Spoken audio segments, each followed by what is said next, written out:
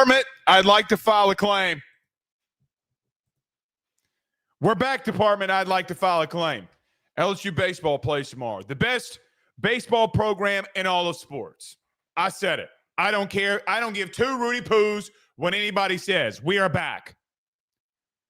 This will be the start of something very special for Jay Johnson. I can feel it in my bones. You know, last time on a Thursday that I came out here like this, and I said either we're going to win, we're not losing, or something's about to be special. It was the weekend, the Thursday before LSU beat Ole Miss. There's just some situations that I know that you feel in your bones just as much as I do in mine. I feel that this season is about to be special. By the way, I do see a lot of crazy lineups being thrown out there for tomorrow. Little birdie might have chirped in your boy's ear. We'll get to that. We'll talk about the lineup, but we are back. Tomorrow is going to be absolutely electric. If you smell, we have baseball back, baby. So we'll talk on that. Listen, man, I feel 2023 pumped. I feel 2023 pumped. I feel it, man. I feel it. It's about to be special. So we'll talk some LSU baseball. Times have been moved. Jessica Boucher, I know that they did the press release, but she put it on Twitter. So we'll just reference her. The game on Saturday moved to 11 a.m. So, hey, man, get your Baileys, get your coffee, get ready to go because we got baseball on Saturday morning at 11 a.m. It's going to be an excellent weekend. I think you're going to see a lot of things. So you don't make a determination based off of one weekend. Jay made it to Omaha one year and lost 2 out of 3 in his opening weekend. It's going to be a long season, but we're going to be here for every game and ride. Little programming note on that for us. We will not be live on Friday. Probably be the first time in 3 years or 4 years that we have not been live directly following the opening day of LSU baseball. It is Valentine's Day. We will be out and about doing some things. We will be live on Saturday to recap both games, and then we'll look forward to Sunday in that as well. But we got lots to discuss. We did talk about LSU baseball here to start it up. I am pumped. I know you are as well. But Kellen Moore had his introductory press conference. We'll talk about that briefly coming out of the break here in just a couple of moments. Listen, man, we need to recalibrate some stuff from this Saints media. No one wins games at a press conference. No one. I thought Kellen did really well, but the jargon means nothing. You got rebuilds that you have to do. Did not commit to Derek Carr. And I saw some people like defending him. I have no absolutely idea as to why that is. So we'll touch on that. LSU football still have a lot of questions on Juwan Johnson, what this means. We addressed it last night. I mean, I guess I could technically just address it here. But listen, I think it's pretty simple. Let me tell you what I have heard. I have personally heard that this move was made before the Colin Hurley thing ever happened. With that being said, this is not a Colin Hurley thing. It doesn't matter. He's there now. I think that there have been some narratives pushed over the last 24 hours when Zach Nagy from Sports Illustrated posted this. Some of you got to get a little bit realistic. You're an idiot for some of the he's going to get playing time at quarterback. Brother, my brothers in Christ. I mean, he's going to have an explosive spring and an explosive fall. Listen, I know it's difficult to cover one team. Trust me, more than anybody. I get it. I know that when you're at the stadium, you don't watch these other teams. Some people have no idea what they see. Have no idea who Michael Van Buren is. Zero clue. Zero clue. Why do you think that LSU went and got Michael Van Buren? What is your thought process behind that? I guess I'm just a lowly podcast guy, though. That's what I keep hearing. But we will talk about some LSU football here tonight as well as they get a big commit this morning for a big-time offensive lineman and Bryson Martinez. What LSU is doing in state, which is a little bit different maybe than some years when you had some leakage. Got some guys you got to land on, but there is the second and third guy in this recruit or in the state of Louisiana in this 2026 recruiting class are cannot misses. You miss anybody in the top 10, number 2 and number 3, Blaine Bradford and Aiden Hall, you cannot miss. We'll discuss a little bit about recruiting here today. We'll also talk about our hashtag Ask Blake. We have not been able to do it all week. We've been guessing all week. John Eads, Carter Bryant, and Chris Phillips from last night. I appreciate Chris for being here for more than an hour last night. But we've been guessing it up, doing a lot of content. So you and I have not been really able to talk here. So it's going to be fun. We'll get to an Ask Blake segment here at the end. We did move up to 6. Let me just say this too as well. I am not feeling the best. I'm not feeling bad. I'm just not feeling great. If you see me grabbing for some tissue, I'm not crying throughout this podcast. Just a little bit of sinuses, I think, are going around for your boy. But not congested, just runny nose. And as I say that, my nose starts to run. This big ham hawk of a nose starts to run. So bear with us if I have some brain fog, which is normal if I'm on medication or not. But I do have some brain fog a little bit here, so we'll get to it. Todd Davis says Kellen actually blew out Carr as a QB at Boise State. He did. He was not committal today when it comes to Derek Carr, nor should he have been committed to Derek Carr, and nor should the Saints organization be. I think a lot of questions were answered. We'll go through that here tonight as well. Alexander Taylor says Juwan Johnson would be good for our scout. How we have problems stopping running quarterbacks. Yeah. It could be, but the thing about that is Juwan Johnson. So let's get this understood. Juwan Johnson's had 3 positions in less than a year. Let me repeat that.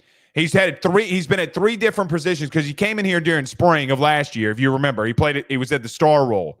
He's been in 3 positions in 3 years. That's a recipe for disaster. Outright disaster. So giving him a spring to do what he wants, do whatever. I mean, cool. But I'm telling you, it's a recipe for disaster. Cannot happen. Good for him if that's what he wants to do. But I don't think it's good at all. Todd says just get some vitamin C and some allergy medicine. Yeah, we're on the allergy medicine. Dylan says on Facebook, have you heard any updates on Colin Hurley? I have not, other than what Brian Kelly had stated, that he talked to his dad. And, look, it's, I have not. Other than what Brian Kelly said in the press conference last week, I have no updates at the current moment, which I probably should. And we talk about it on the show, and then we get off of the show, and then you and I discussed about it, and then I don't think about it at all. But I can do that. I just need to make a mental note and a mental reminder here. All right, a couple more. Where is everybody listening to from tonight? 225-337-504, 985-318-31 Great. Where are you listening to from tonight? Big Stack Kelly on YouTube, a.k.a. Ryan, says, I'm cautiously optimistic about this baseball season. Go Tigers, the 337 representing. I feel it in my bones. I feel it in my bones. Stephen Young says, will LSU play Juwan at any position? Listen, here's what I think LSU fans do, and it's not right, wrong, or indifferent. I think that, when somebody's not performing well, or area in the game is not performing well, we say, well, let's get a look at so-and-so. Well, you saw what happened at safety during the bowl game. It was atrocious. So I think Juwan Johnson, in my humble opinion, needs to move to defense. He's not an offensive player. I mean, if you want to put him at running back, okay, that's fine. But, I see a lot of people talking about giving him a package. It doesn't matter if It doesn't matter if you give him a package inside the offense. You're not going to run it anyway. I don't understand. Like, some of this, like, really just starts pissing me off, because what confidence did you gain last year to think that would happen? Again, I told you, we'd go 12 personnel and it'd just be like during practice, like, what are we don't run in the game. Like, what are we doing? What are we doing? Maybe they didn't think it was working, but I mean, come on. Leighton is in Winsboro. Good to have you in here. If I'm not mistaken, I think I'm friends with Leighton on Facebook. I think he just had a little baby. Congratulations to you and your loved one.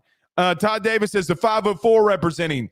Rob Boudreaux's in the 337, and Perry Delahousse is in the 225. Good to have you all in here with us. Good to have all of you in here with us now. All right, let's get moving here. We got lots to discuss. Everybody do us a favor by hitting the like and share. Share to all those groups. If you are on Facebook, and share to all those social media pages. You're watching us, listening to us on YouTube. Like, subscribe, notification bell, and wherever you listen to podcasts, rate, review, and subscribe.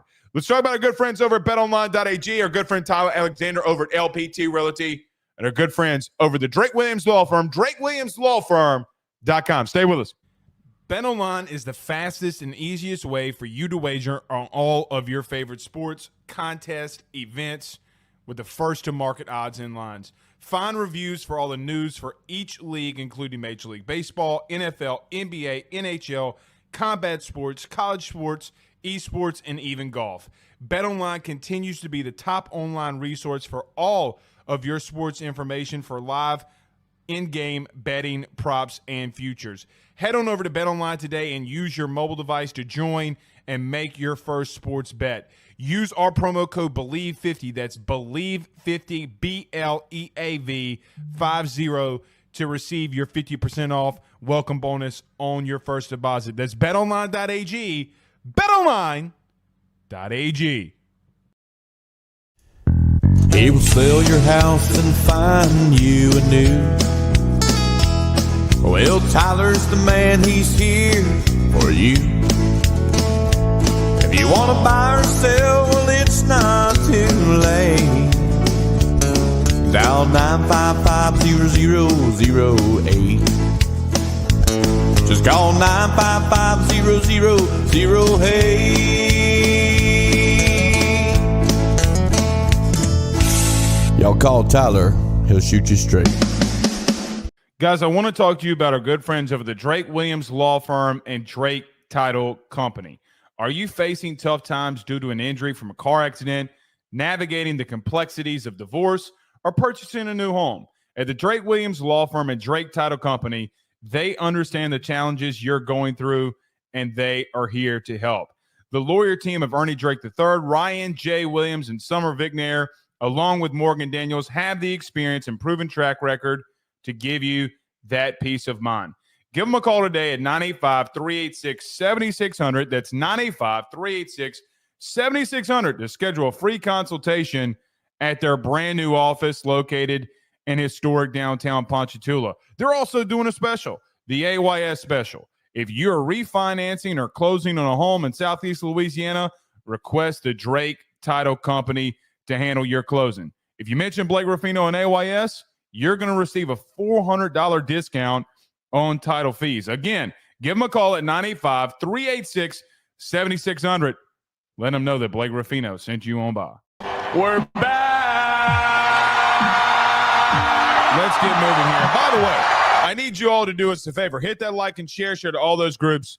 Do us a favor. So Kellen Moore was introduced as the new Saints head coach. And I want to start off here because I see a lot of people getting very excited about today. And listen, you should be excited about today. You should be very excited that you are going in a new direction. You're going in a new direction from the Sean Payton-led era.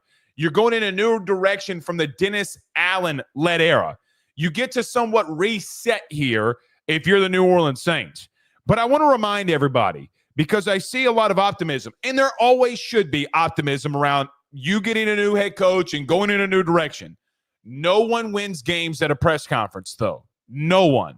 You know, I remember, it's so funny, the Eagles just winning the Super Bowl, Kellen Moore coming over from the Eagles Remember the head coach for the Philadelphia Eagles when he made his introductory press conference and everybody making fun of him because of the way he talked, or Dan Campbell for that matter?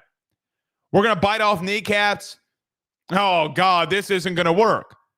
You don't win and or lose games at the podium. It doesn't happen. A lot of times coaches will go up there and give you coach speak. And I think for what it's worth, Kellen Moore gave a lot of that today. And there's absolutely nothing wrong with that at all. So hold on. Nothing wrong with it at all. But what were as some petty pundits like to point out, what were some of the meat and potatoes that we need to talk about in reference to today? In reference to today, I was not shocked in the slightest, nor was anybody, that Kellen Moore came out and was asked about Derek Carr. He was asked twice. He was very non-committal, in my humble opinion. The reason I thought he was very non-committal was because if you thought that Derek Carr was going to be your dude, you would have come out and said that Derek Carr is going to be your dude. I think that when you bring in an offensive-minded head coach, and a coach who today announced that he is going to be calling plays, 9 times out of 10, unless there's a very special thing going on at quarterback, Justin Herbert, Joe Burrow, whatever it may be, Jalen Hurts, whoever the quarterback is, that you feel that can play in this league and lead you in this league, you're not going to make a move there. Most coaches, for what it's worth, will make decisions based off of quarterbacks and where they want to go. You know, I don't think that situation is happening here, though. Now, I don't think that Derek Carr, even for what it's worth, is the worst quarterback in the NFL. I do not believe that to be true. I think that for Derek Carr, a lot of things around him have not gone over well. He's been blamed for a lot of things that really weren't his fault. And some things that were his fault that, well, maybe he should have taken the criticism. You know, Pete Carmichael being your OC. Pete Carmichael's a horrible OC, and he always was a horrible OC. Then you have a wide receiver room that can't stay healthy and isn't, showing up or being to the potential of what they could be. And then, by the way, you got some offensive line issues. I don't think anybody could survive that. Now, Derek Carr has really gotten some people hurt, and I know that people will point that out, but it is football. And I think that people need to point that out too. But the non-committal thing from Kellen Moore, he could have easily come out and said, he's going to be our starting quarterback or gone through it, but he didn't. He said, I think he's a starter in this league. Why don't you think he's a starter here? I think he's a really good, phenomenal quarterback. Well, why don't you want a phenomenal quarterback as your guy then? I think that is the biggest thing that they will look at moving forward. Now, there's a lot of discussions that I'm sure that have been had about the quarterback situation and what they want to do with Derek Carr. And I just have a good feeling. I could be wrong, but my gut would tell me that they would want to move on. Kellen Moore is going to want to bring in his own guy and do things his own way. He also came out today and said he was calling plays. The thing about that, too, is that look at the people who were calling plays around the NFL. Andy Reid, Sean Payton, Mike McCarthy did it last year. Name the people that call plays. Doug Peterson before he got fired. What do these offensive guys all have in common? Mainly, they all go and they want to be the play caller, but they want the quarterback that they could go along with it, the guy that they would choose. I'm pretty sure that Kellen Moore is not going to choose Derek Carr as his quarterback. Actually, I think we all feel that way. I don't know what they do, though. I don't know if they cut Carr. I don't know if he will be on your roster next year. I don't know if you do a bridge year to get to a quarterback in next year's class. I don't know any of that. And I'm not going to sit here and act like I do. But I did feel like there was a non-committal to Derek Carr today. That's how I felt coming out of it. There were some very indirect answers from Kellen Moore. when he was asked a question, I felt he just dodged it by saying, yeah, we're going to be a smart, tough football team. Okay, well, you said it like 72 times. Coach speak. It's not a problem. I don't have a problem with it, and I don't think anyone else should. He's just not going to he's not going to give you the formula to what he did or what he is going to do. One thing that I did think that was interesting is that him coming from a football family, dad being a high school head coach, his brother being a coordinator, him being a coordinator and a quarterback in this league. Look, a football family that, and him saying that, listen, I used to take notes all the time because I knew that coaching was going to be my path. Fantastic. Fantastic. I think Kellen Moore's rise and him being the youngest head coach in the NFL. Look, man, there's going to be bumps in the road. There's going to be mistakes that are going to be had. But I do feel like that you're going to be good offensively because you're going to want to mold this in your image. You got a lot of rebuilding that you have to do. But the one thing about that I thought was interesting is the real true answers that Kellen Moore gave today were music to any Saint fans' ears when they were listening. When Kellen Moore was asked so many questions about what he's going to do at this position, what they're going to do here, what are they going to do there. And the thing that he kept coming back to is, we got to win the line of scrimmage. The game is going to be won at the line of scrimmage. He kept bringing it up. He's basically telling you what he wants to go and do. We got to win the line of scrimmage. He's also telling you that he wants to run the football. He wants to run the play action off of that. You know, there was a video that was posted today that Nick Sirianni, the head coach that we just mentioned at Philadelphia, gets on the headset and goes, dial it up. We score here. It's over. Dial it up, Kellen. He goes under center, play action, over the top to Devonta Smith. That gets built off of, if you go and look at it and you go look at the whole series of them being mic'd up during the Super Bowl, they ran the ball 7 of the last 10 times before that play action. 7 of the last 10 times. By the way, the throws were a slant and a hitch route. So I look at that and say, look, Kellen Moore is a quarterback, but a lot of these quarterbacks know that the game is built off of the running game and how you want to dictate things, because you want to be able to dictate where those safeties go, how the linebackers flow, and quite honestly, how many guys that you will have in the box for better passing lanes. That is just the truth of any great offensive coordinator. I thought it was music to my ears.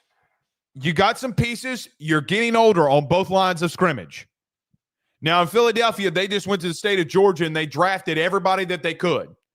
I don't know if you do that. I don't know what you're going to do. I think we're a little far out to really make claims. Normally, I start getting into it after the draft or after the combine really hits. But the bottom line is, he's not wrong. You got to get bigger and better on both lines of scrimmage, and you got to find a quarterback that can help lead you here. I'm glad that Clyde Edwards-Helaire, by the way, re-signed today. Good for Clyde Rowe. Going to be interesting to see what Taysom Hill and Clyde and Alvin Kamara and others look like in that room. Boy, and speaking of Taysom Hill, Kellen Moore's face kind of lit up when he was asked about him. Let's see what happens here. I think it's going to be a very interesting offseason. Let's go to the calling plays part. I love that Kellen Moore is going to call plays here, at least to start. Look, you got to build an identity. You got to build an identity of what you want to do. You don't ask Sean Payton not to call plays. And I don't like it in college as much as I do in the NFL because of the professionalism of it. But I don't mind it in the NFL. Does make the DC hire very big. Now, it wasn't really asked on OC, even though I do think that there's going to be a double Nussmeier in the state of Louisiana, just an opinion. But I do like that he's going to call plays. Kellen is a really good play caller. Go look at what Dak did with and without Kellen Moore. Just go look at it. Go look at it. They let Kellen Moore walk when he led the NFL in passing touchdowns. I guess it is what it is, man, but I don't mind that.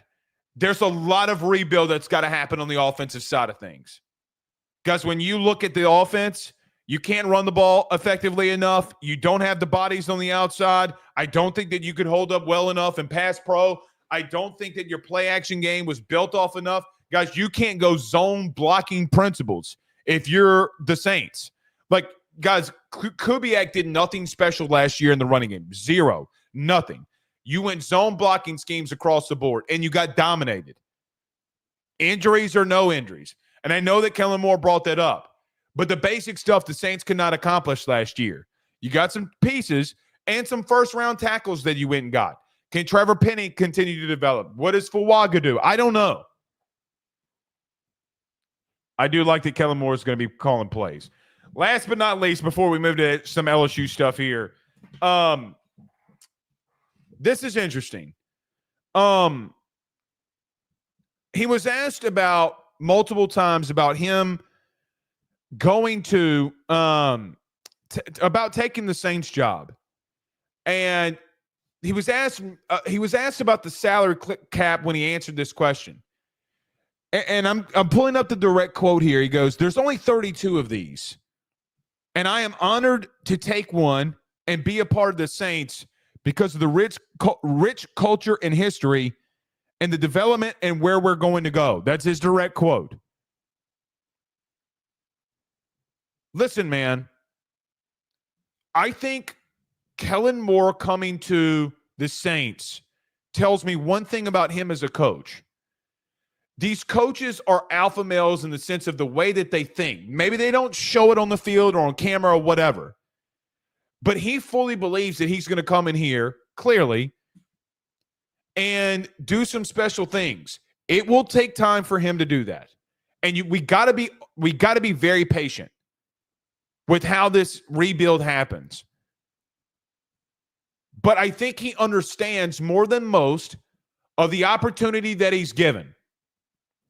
I don't think that him saying him wanting one of these 32 spots is him not understanding the moment that he's in. There will be times where it's welcome to the NFL as a head coach.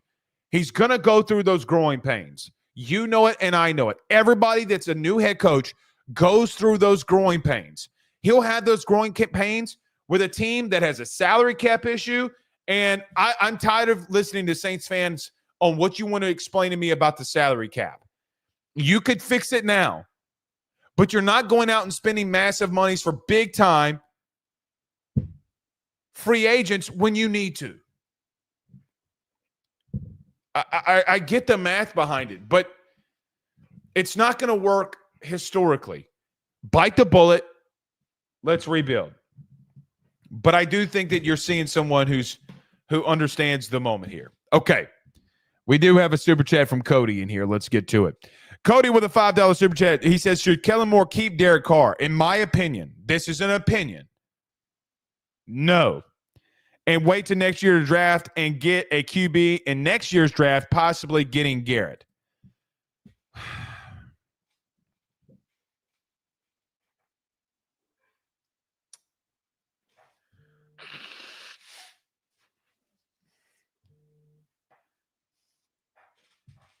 God. I understand the question. I don't know if Kellen Moore's prototypical guy that he would want to be with is going to be a guy like Garrett. Now, I'm sure Doug Nussmeier, who he's close with, is going to be in his ear for it. I don't know. So, Cody, that could happen. If you're asking me, would I cut Derek Carr or trade him? Yes. The answer is yes. I told you what I would do at quarterback. Either you go through this draft process and you think Shedeur Sanders, which I don't think he is. I don't think Shedeur Sanders is ready. But ultimately that you think Cam Ward is, and you move up and go get him. That's what you'd have to do. Is Cam Ward that special to where you should go up and get him? It's going to be the question that they have to answer. If you don't, you have 2 picks in the second round. I know a lot of you don't like this, but I think that Jackson Dart is going to be a name that keeps getting floated out there. That's what I think. It's not a massive, great quarterback class. What does Sam Darnold do? I think is a question. The problem with Sam Darnold, okay, here is I don't know if you have enough money or can find enough money in the salary cap to go and get him. So a lot of questions they got to answer. I'm tired of hearing about the money. You keep kicking the can down the road. It doesn't help or serve anybody. So at some point you got to bite the bullet here. So we'll see. All right, one more question on the Saints before we get moving. Chad says $50 million is too much in dead cap. I agree. But you're going to have to bite the bullet anyway. Either you're going to play him and you're going to lose, or you're going to bite the bullet on $50 million or $30 million, whatever it was. Saints can't truly rebuild to the contracts expire. Kellen is good, but it will have sus players. Very possible. That's why I'm saying bite the bullet now and then go get them. At some point, I think in a rebuild, you're going to have to bite the bullet. That's my opinion. I know Saints media does not say that because they think that they can just come in here and work miracles. That shit ain't true. Shit's not true. All right. Let's get moving here. All right. So let's move to some LSU stuff. So LSU got a massive commit today from a top 5 prospect in Louisiana in Bryson Martinez, the offensive tackle, 6'5", 290 from a Gonzales, Louisiana, East Ascension Parish stand-up. 247 Sports has him as the 53rd, 54th, 55, whatever composite they want to put on him. But a top 55 recruit inside of the 2026 class, and he has gone ahead and made his announcement that he is going to be committing to LSU. Let me start right here with a little bit of a rant. When these all get posted, okay,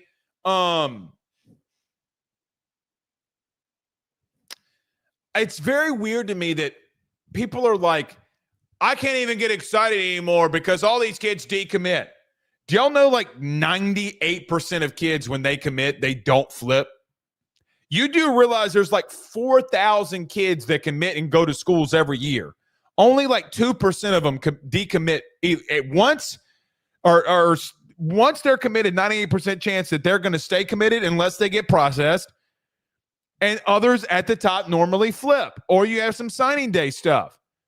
But man, I don't know if that's the case here. I just thought that was crazy today. But you ain't got Bryson Martinez out of East Ascension. Look, I love the way that you've been recruiting along the offensive line. You go and get Carius Kern. You go and get Solomon Thomas. You get Will Campbell. You get Emory Jones. What does Weston Davis do in year 2, I think, is a big question. And how do the guys that you've also recruited that have been highly rated, like DJ Chester, how does he look going into a year 2 as a potential starter? Paul Mabinga being another. Carius Kern, can he develop quickly? Can Solomon Thomas develop quickly coming into spring? You know, and I know that a big crux of your recruiting classes have been really recruiting well along the offensive line. But there is a massive question that LSU is going to answer and start answering, even though they've been recruiting very well. How is that developmental piece going to work? Because for what it's worth, I don't think that there are many teams that can say that they have recruited as good as you have along the offensive line when it comes to a 247 on 3 composite score, ESPN composite score ranking. They can. But what we can determine right now is I think it's a very big year to see how well that you're developing along your offensive line. I think that has come into question somewhat because of how bad the running game was a year ago. And it's a rightful comparison and question to ask, now that Will Campbell and Emory Jones are no longer here, how have some of these other guys developed? Tyree Adams was a top 100 guy. Will probably start at left tackle. You did go in the portal and get Josh Thompson and Braylon Moore, so you do feel as if that maybe some guys that you recruited maybe are not ready to be at center and to be at a right guard. And then you claim that Weston Davis was a 5-star, at least the services did. How is his development working on a guy that's been and what people believe to be an athletic freak? By the way, you have 2 true freshmen that are very freakish in what they do. How much playing time do they get going into the spring? So the offensive line, I feel as if, even with Bryson Martinez, look, the kid's got the measurables. I think he's got the footwork to play. If you need him to play left tackle, I think he's got the footwork to do it. Would probably put him at right tackle just based off of the bruising nature of his game. But I wouldn't, either way, I think that he is a quality pickup, a quality a player that you're going to have here. Development is going to be the big question along this offensive line. I don't think from a developmental piece, there is a coach that has a bigger question mark to be answered on that more than Brad Davis. You're recruiting your ass off, man. You keep knocking the ball out of the park when it comes to recruiting, and at a high level at that. The question now becomes is how do you develop? A lot of us thought going into last season, myself included, I thought that this offensive line would be able to push some guys around and run the football better. It's why I was bullish on some things that they could do. But, man, it just never worked out that way. I thought Emory Jones did not play well enough at right tackle in moments. I think Will Campbell had some struggles here and there. But the interior offensive line did not play good. Those guys have got to get in the weight room. Those guys have got to get bigger, faster, and stronger. And I do mean faster. You got to be quick to get up to that second level in the SEC. I mean, listen, it's what's got to happen. Now, I do think that you have a unique situation with a guy coming in at guard that has been as good as Josh Thompson, because everybody and their mama wanted Josh Thompson. Everybody. He had offers from everyone, literally. And you almost lost him to Tennessee. But giving money to Ty, I mean, let's call it what it is, man. I mean, giving money to the collective, I mean, you were able to do what you needed to do. But I look along this offensive line. I love the addition in the 2026 class of Bryson Martinez. I love that you're getting a top 5 kid, but the development part is going to be a big deal. In reference to recruiting, look, of the top 10 guys that are in the state of Louisiana, let's go through them. Lamar Brown, Blaine Bradford, both uncommitted at the current moment. But you do have a commitment from Aiden Hall, Rich Anderson, who are at 2 and 3. You get a commitment from Bryson Martinez. Jabari Mack from Destrehan is still out there, but I think LSU feels pretty good there. What happens with a guy like Dylan Behrman? Kenny Darby from Airline is committed to you. And then Darius McKinley, the brother of Don McKinley, is at number 10.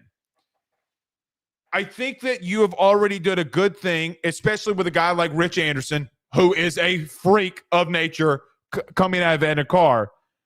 But you also got a commitment from a guy who I think has the potential to be very special in Aiden Hall, also at Carr. The safety out of Carr and Aiden Hill is committed to you. And I think that when he was at LSU, I think it was this past summer, and some of the play that he had, the kid was not going to leave LSU and not get an offer and not get committed.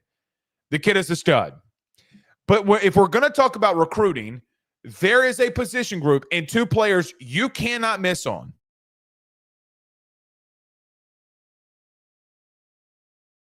Sorry, I had to blow my nose. But there are 2 players in this 2026 class inside the state of Louisiana you can't miss. It's going to be Blaine Bradford and Aiden Hall. You need safety help. Normally, when you get guys like Aiden Hall and Blaine Bradford, that is when you have the safety play. Brandon Taylor, Eric Reed. I'm not going to compare anybody to Tyrann Mathieu because that's unrealistic to anybody and unfair to anybody. But you get a potential Jamal Adams. When you recruit at a high level, a very high level of that position, it shows up instantly. Here's another thing, too. The top safety in your state the last couple of years, you have not landed. Whether it be Derek Williams or whether it be Wardell Mack. You did not land them. Both went to Texas, right? If I'm not mistaken, I think Wardell Mack flipped from Florida to Texas. You didn't get any of them. You cannot afford in this class can't afford to lose either one of them. You know, as much as you win games along the line of scrimmage, as much as you win those games right at the line of scrimmage, like I don't want to lose Lamar Brown, right? Like the kid's a freak. He's on your campus. You can't lose him either. And I'm there. But safety is such a high position of need right now. And developmental-wise, you got to bring both of them in. Whatever the NIL dollar is, that is for either of them. Not only should LSU match it, they need to exceed it. I don't care the number. And I'm serious about this. I don't care the number. Now, I'm sure that there's a number that gets unrealistic that you might just want to back out from. And I don't think that either one of them are going to garner that, quite frankly. But you cannot continue to lose the number one safety in this state. And then we keep coming in here during every post game that we do. And the biggest problem that we keep talking about is Major Burns, Sage Ryan, even though those guys are gone. But I'm old enough to remember, if Jay Ward is not at safety in 2022, man, some things would have gone very bad.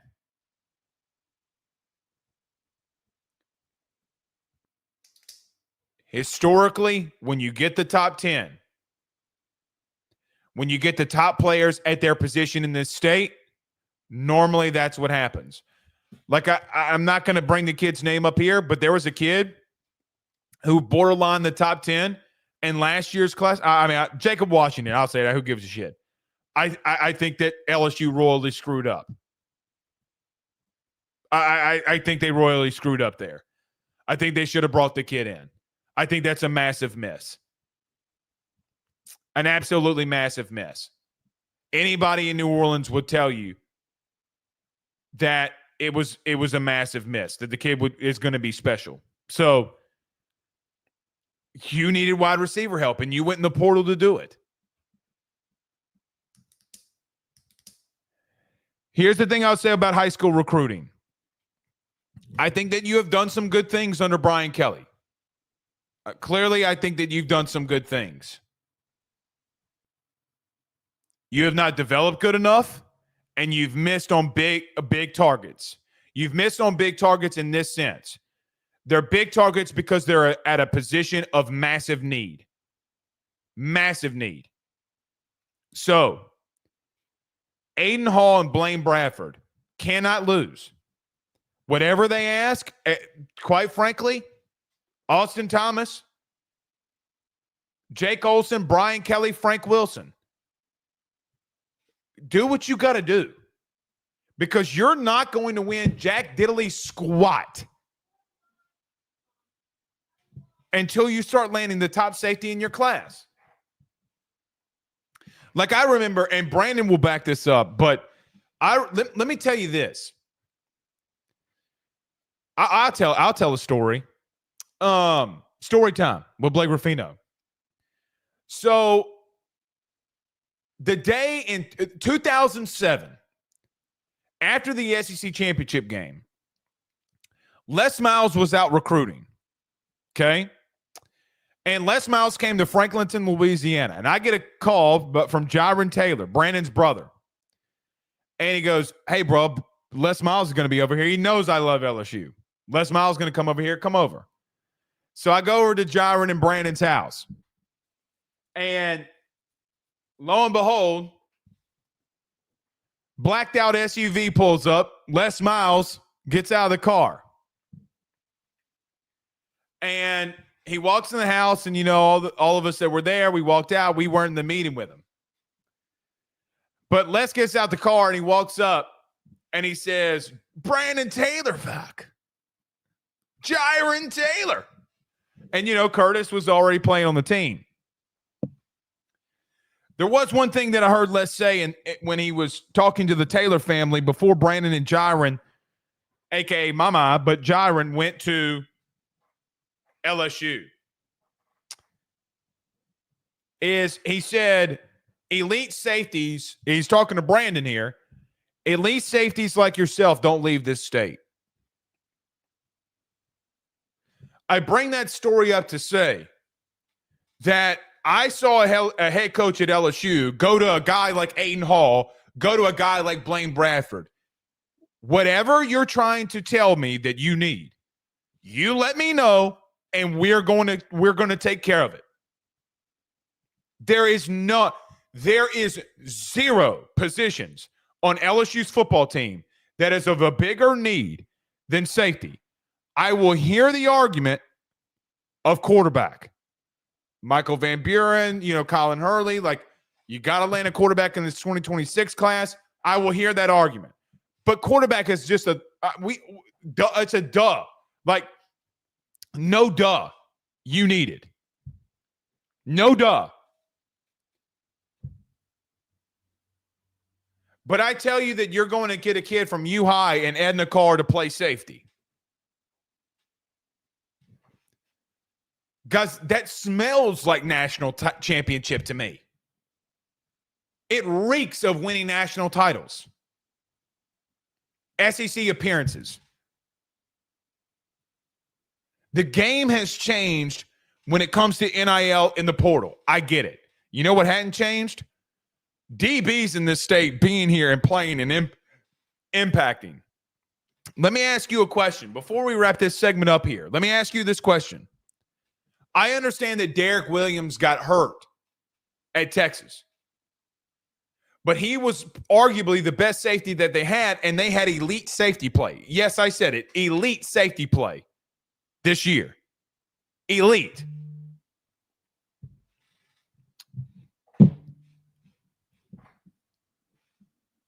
This is what it looks like when you miss Derek Williams. Now, I do not know what Wardell Mack is going to do, and I'm not going to act like I know. What would Derek Williams done for you? What could he have been for you is the question. I don't care about the petty-ass recruiting, about this guy goes to this school. Bullshit. National championship winning head coaches at LSU don't miss on elite safeties. They don't. So now you have the chance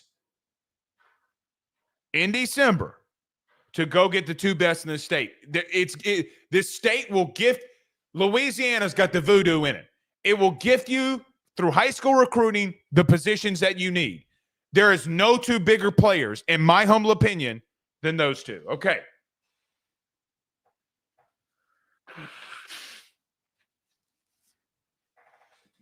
I see this. Alexander Taylor says Franklinton sent some dudes to LSU, the Taylors and the McGees.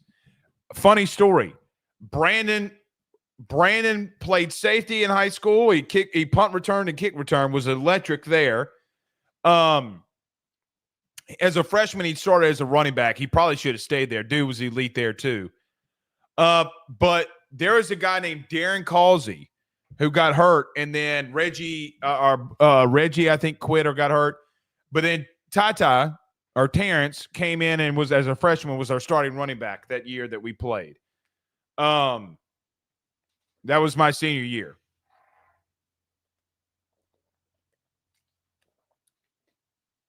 Franklinton could put some dudes out now.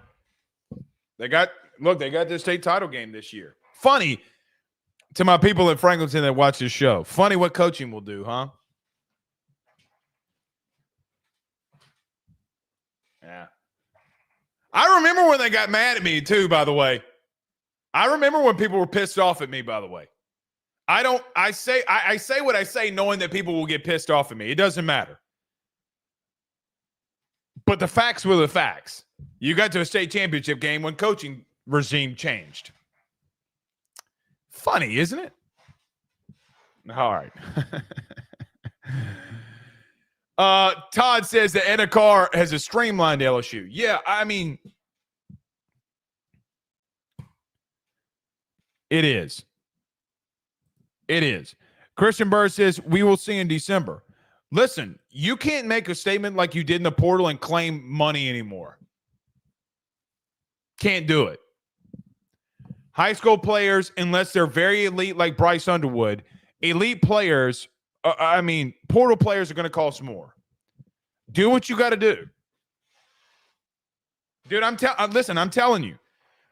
There is no, like, it depends on if you're just ranking the kid or ranking the need. Like, if I don't know LSU's recruiting board.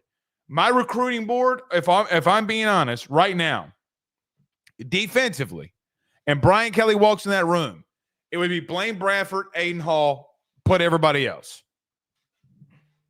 That's how bad you need that position, right? Like, I mean, I don't think I do not believe that it's that. It's not even remotely close to being a hot take. It's not a hot take. It is what's got to happen here. All right. Let me get to a quick break. When we come back, LSU baseball is here. We'll talk on that and do some hashtag Ask Blake.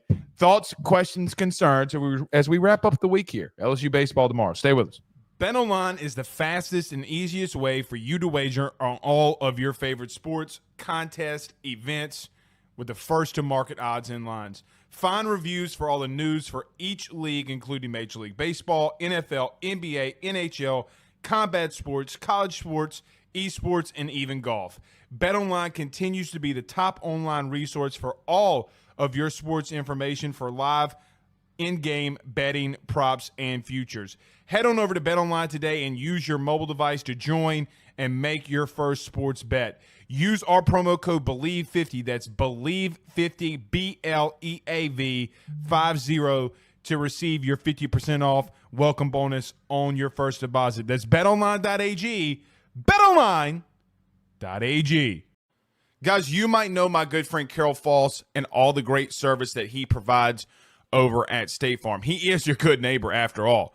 But did you know State Farm has surprisingly great rates as well? Along with the great neighbor service, State Farm agent Carol Falls has surprisingly great rates for everyone inside the state of Louisiana. So call him today at 985-395-4300, 985-395-4300 for all of those surprisingly great rates on auto, home, and life insurance needs.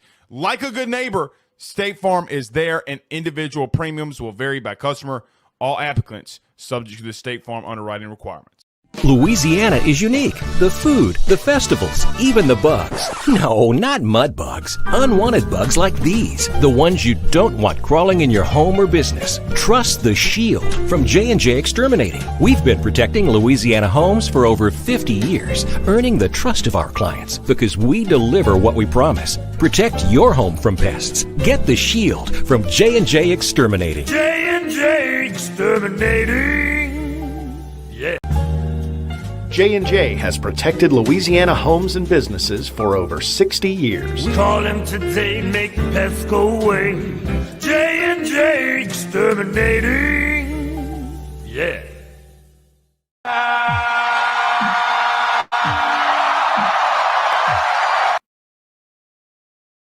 I hate when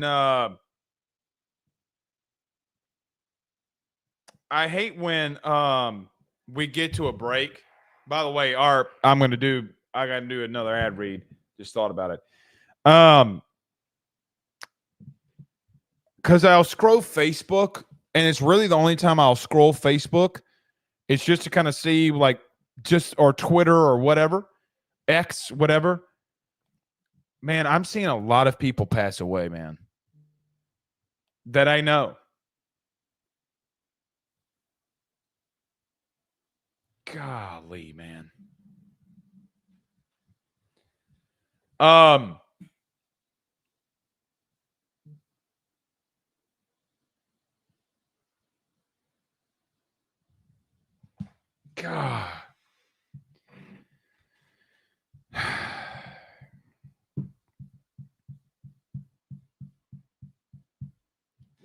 I don't know, man. I don't know. Sad, man.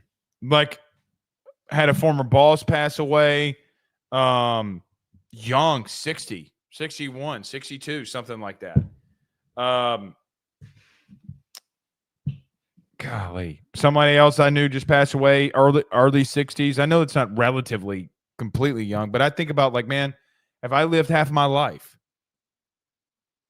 You know what I mean? Like, have I lived half of it? I want to be for my kids another 35 years. I'm going to see them grow up and be successful and do great things and have children and see the joy on their face, because I can only imagine the joy on mine the day that Ben and Jewel were born. Golly. That stinks. All right, LSU baseball. Before we get to that, just to mention this too, I need to get to this ad read. Guys, Underdog Fantasy, UnderdogFantasy.com, college basketball, NBA for your all incorporated in fantasy needs. Underdog Fantasy, use that promo code AYS today for a free pick and your chance to win up to $1,000. That's UnderdogFantasy.com, where the game begins. Let me get to this. So LSU baseball is set to tomorrow. Just in case you missed it, the game on Saturday is being moved up to 11 a.m. Central Standard Time due to weather, because of course, right? Because of course. And it's not missed upon me that the weather got a little bit cooler now that baseball starts, and it'll be 80 tomorrow. But regardless, I've been seeing some crazy lineups out there when it pertains to what LSU is going to do. We know the rotation. Jay basically threw 9 guys out there from his bullpen on guys that he wants to get work in for. What's interesting about that is that I think he's going to throw poo-poo at the wall, have an idea of what he wants to do, but throw poo-poo at the wall and see what guy comes out and really does well. Bullpen, I think you're going to see a lot of arms. In reference to the batting order and where guys are playing, guys, I think your outfield's set. I think Curiel, Stanfield, and Brown are going to be your outfielders. I think your infield's set. Braswell, Milam, Dickinson, Jones. And I think Hernandez is going to be behind the plate. Some have put in there that Chris Stanfield is not starting in center. Bro, what? He's been with the first team starting in center field the entire offseason. Drake Brown's been in right. Derek Curiel's been in left. Like, bro, what? So, look, as we go into this tomorrow, I really, it really begs the question. Like, I don't know what people have seen that would make them think that. But I guess we'll see. I am fired up for tomorrow, man. I am fired up for tomorrow. It's going to be a lot of fun.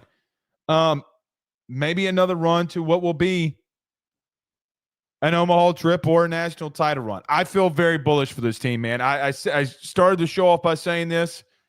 I feel like that you have the potential to do it. I think you're going to do it. I think you can do it. So it's going to be fun. All right. Thoughts, questions, concerns. Put it inside the chat if you have any. Hashtag Ask Blake. Text in the hotline. Or you know what? Don't text inside the hotline. Because hit me with that hotline bling. Bro, by the way, speaking of social media, my algorithm on YouTube has been nothing but, I guess because I tweeted this out or something, it's been nothing but what's up with this Kendrick and Drake beef. I don't care. I don't care. So in reference to your Drake and Kendrick beef, I am not the guy to ask. All right, thoughts, questions, concerns. Anybody got any? We'll stay in here about another minute. But in all seriousness, I don't care. It's like I could very much care less.